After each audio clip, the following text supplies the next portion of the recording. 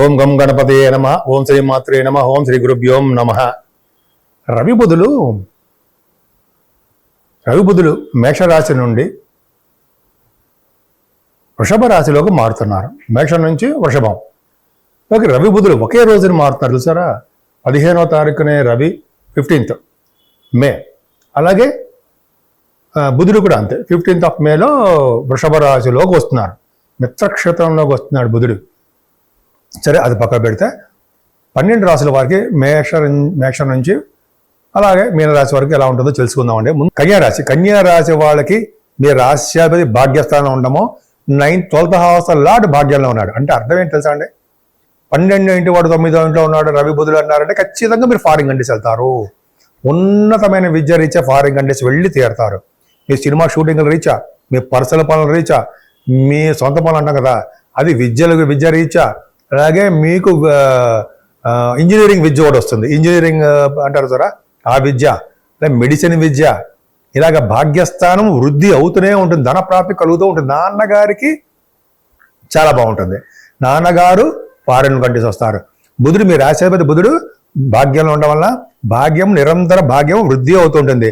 దేవతలందు, దేవుడి యందు భక్తి శ్రద్ధలు కలిగి ఉంటారు మీరు. అలాగే కుమారులు కూడా కలిగి ఉంటారు. కుమారులు పడతారుండే.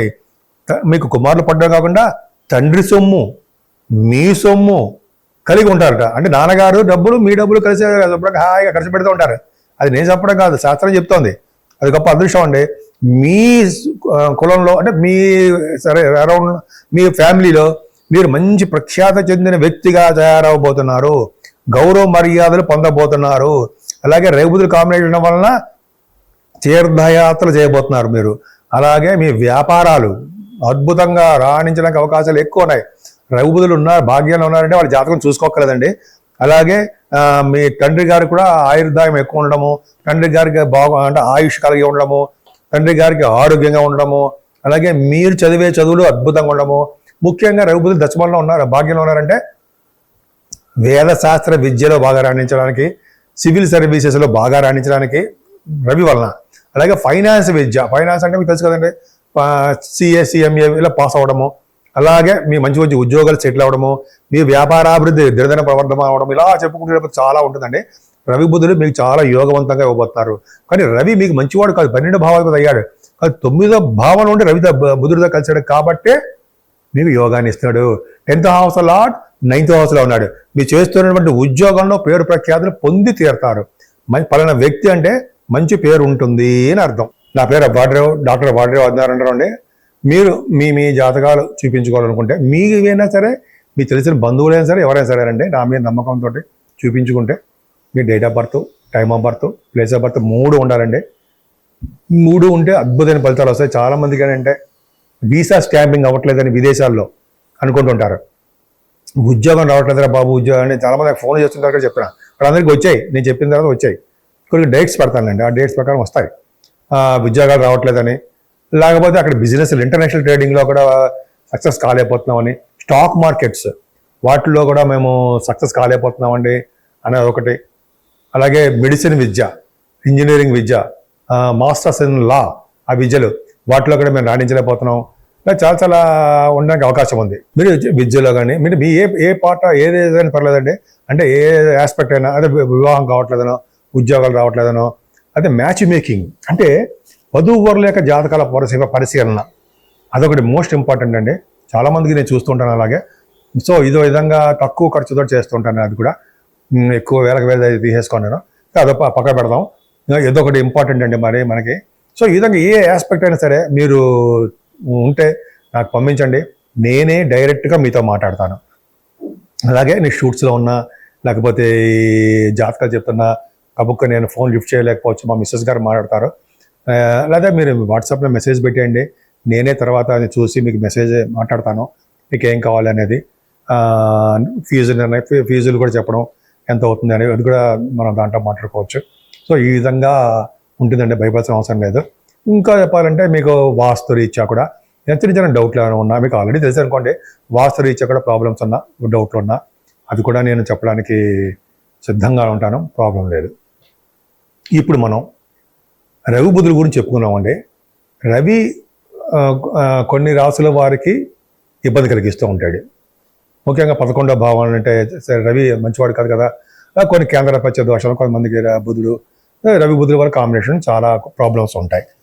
సో 12 రాశుల వారికి చెప్పదగ్గ సూచన ఏంటంటే, పైగా ఈ మాసం కూడా మనకి వైశాఖ మాసం కూడా వచ్చిందండి. మేషరాశి నుంచి మీనరాశి వారి వరకు కూడా ఈ 15 అంటే మనకి రవి బుధుల కాంబినేషన్ 15 నుంచి వచ్చింది కాబట్టి అది వైశాఖ మాసం అవుతుంది. వైశాఖము అధిక జ్యేష్ఠ మాసాలు ఉంటాయి. సో ముఖ్యంగా మనం చేయవలసిన పూజలు ఏంటంటే సూర్య భగవాను యొక్క ఆరాధన. సూర్య భగవానుడు నమస్కార ప్రియుడు.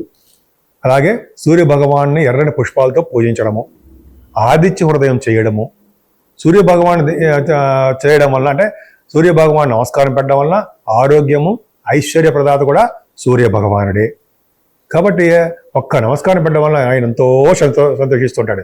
సూర్య భగవానికి ఆదివారం పూట మెత్తటి అన్నపరవాణం, బెల్లంతో వేసి ఉండినటువంటి అన్నపరవాణం నైవేద్యం పెడితే ఆయన చాలా ప్రీతిపాత్రంగా ఉండి చాలా సంతోషించి మీకు అన్ని సర్వస్వభావాలు అయ్యేట్ చేస్తుంటాడు. ముఖ్యంగా రాజకీయ రంగంలో పదవులు గెలవడము, అలాగే కోర్టు కేసుల్లో అటువంటి ప్రాబ్లమ్స్ అంటే వాటిని గెలవడము, కొంతమందికి సంతానం లేకపోతే సంతానం ఉండడము, ఇలాగ అనేక రకాలుగా ఆయన మంచి చేస్తూనే ఉంటాడు. బుధుడు కూడా అంతే. విష్ణువు, ఈయన రవి కూడా సూర్య భగవానుడు విష్ణు కదండి. విష్ణువు అంటే వెంకటేశ్వర స్వామి ఆరాధన చేయడం వలన, వెంకటేశ్వర స్వామి వారి దగ్గర అఖండ దీపారాధన చేయడం వలన, ఒక్కబొత్తితోటి అంటే గుడి టెంపుల్స్లో ధ్వజస్తంభం దగ్గర ఒక దూరంగా పెట్టడం వలన, గాలి కారిపోకుండా జాగ్రత్త చూసుకోండి, వేయడం వలన చాలా సకల శుభాలు కలుగుతాయండి. ముఖ్యంగా సూర్య భగవాన్ ఆలయాలు సందర్శిస్తే చాలా చాలా మంచిది. అరసవెల్లిలో కానీ తిరుపతిలో కూడా ఉన్నాడండి సూర్య భగవానుడు, చాలా పవర్ఫుల్. నేను చాలాసార్లు చూస్తూ ఉంటాను, వెళ్ళినప్పుడల్లా కంపల్సరీగా వెళ్తా. పద్మావతి అమ్మవారి గారి దగ్గర చెరువు దగ్గర సరస్సు దగ్గర ఉంటారండి ఆయన.